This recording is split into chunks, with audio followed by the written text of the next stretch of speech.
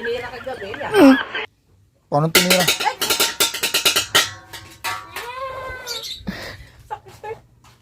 Ano itong mata na to? Diba ganun ginagawa doon sa may bukal? Yung Ano yan? yung pagkatapos ng tanghalian ba yun? Yung sa kabilang bundok? Yung kabilang... Bateng-teng. Pag yung... Oras na ng ano, kain. Oo, diba na... Merientahan na. Tapos ang sinasabi nung ano eh... Ano ang sabi nun? Yung ba sabi nun? Hindi naman nagsasalita ng Ay. ganun yun eh. Nakatingin kay Mot-Mot. Happy birthday na po. Kaya mo. Ay, binati! Happy birthday! Kanina ko pa nga binabati yan eh. Magsuswimming din yan. Bukas ng putang ina. Bago hindi alam ni Mot-Mot na siya magsuswimming ng putang ina.